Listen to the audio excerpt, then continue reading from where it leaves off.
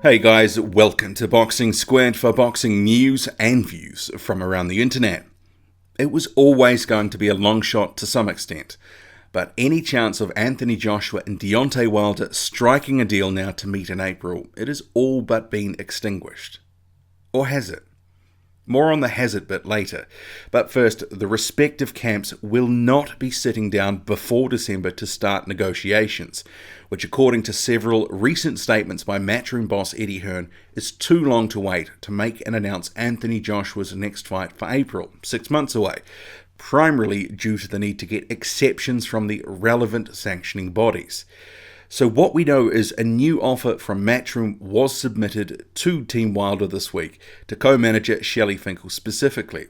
The offer for the first time a percentage deal, but the actual percentage not disclosed. Both Eddie and Barry Hearn had stated they hoped the offer would be enough to secure a meeting with Finkel to discuss the prospective fight.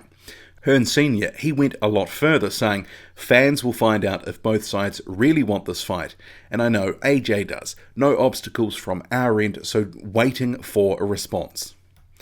But now news from Shelley Finkel, who told World Boxing News, I can confirm that Hearn sent something, but I have a big fight on December 1st. That's where all my focus is.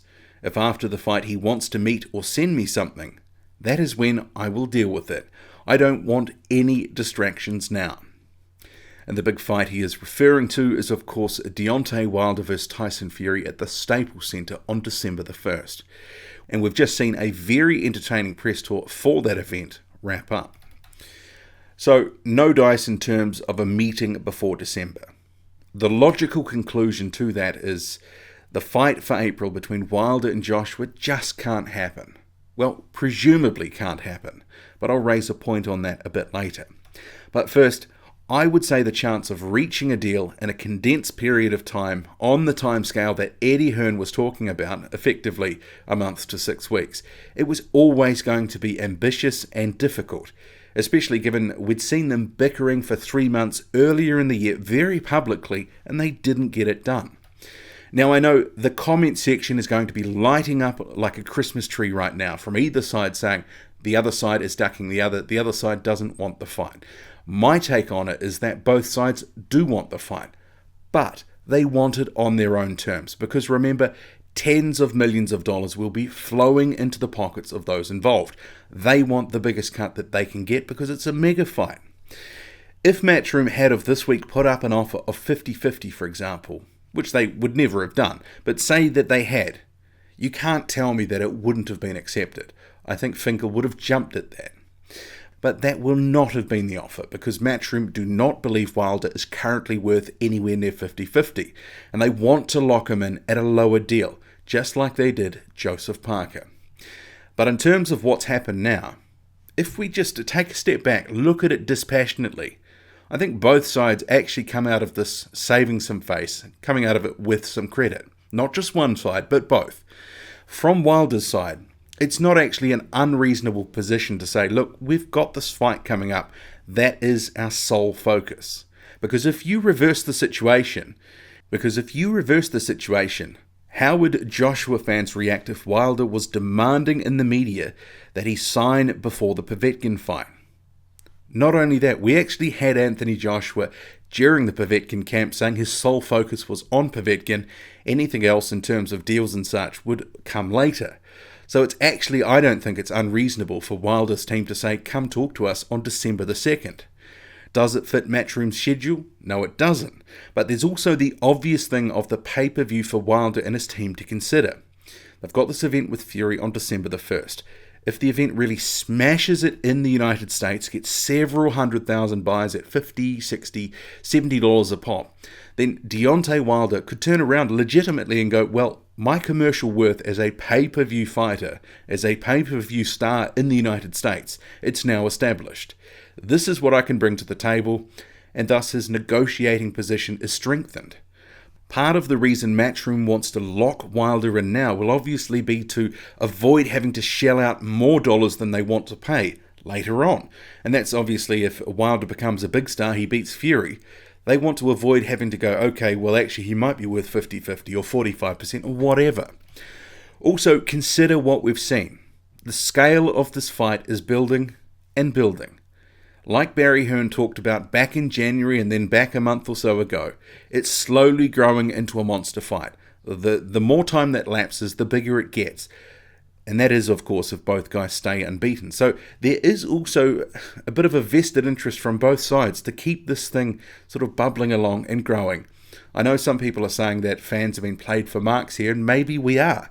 But if it continues going for months and months, potentially another year, it'll get even bigger. That is just the reality. The whole marinating side of things, it's not ideal for fans, but it's a reality in the sport of boxing in this day and age. On the Joshua side, they also save some face here because they've come through with an improved offer that made a lot of noise about wanting to meet Shelley Finkel, directly challenging him to get around the table. And some will say this percentage deal, whatever the percentage is, it's about 5 months or so too late. But in the context of relaunching negotiations to follow through on what Anthony Joshua was saying and saying publicly that he wanted, it's about as much as Matchroom could have done. And expect to see Eddie and Barry Hearn now playing the they don't want the fight card at every opportunity when asked about this potential fight. Both sides are going to be doing that. I mean, one thing I was thinking about though, if Eddie Hearn has to seek an exception to keep sanctioning the body sweet for Joshua's next fight, to avoid mandatories getting in the way, this is the reason that he was saying he needs to make it so quickly, why wouldn't he just apply to these same sanctioning bodies to negotiate in the month of December? Give the fight another chance. After all, it won't be until April the 13th, and Joshua has indicated he won't be starting his training camp until January. So, as I see it, there could be some scope, at least to apply for an exception, to ask for some time to negotiate in December. It's October now. The fight is in 6 months. What's the problem? If they're looking to get a voluntary over the line, by applying for an exception, why wouldn't you just do the same and say, look, we want to make this fight. We want to make an undisputed fight. Give us the month of December to negotiate. There's no guarantee that it would be granted an exception, but there's also no guarantee that the sanctioning bodies are going to grant a voluntary of Dillian Whyte either. So everyone says it's going to be Dillian Whyte, but we just don't know how the sanctioning bodies are going to respond, because remember, the WBO is wanting to call its mandatory sooner rather than later. The IBF final eliminator for Joshua's belt is later this month between Kubrat Pulev and Hughie Fury.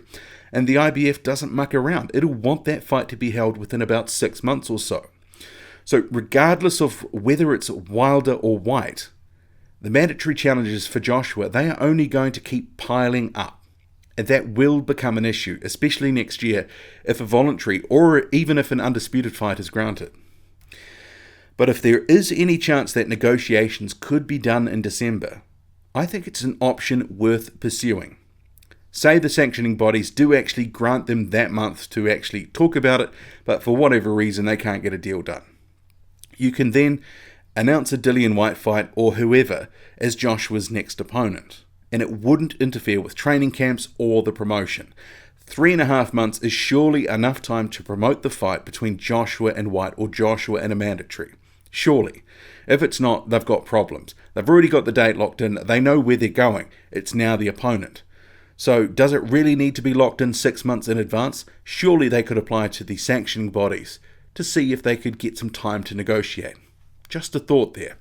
And another thing that I want to chime in with is some fans will say it's completely unreasonable that Finkel won't meet. But I think there's another strategic angle with all this to consider.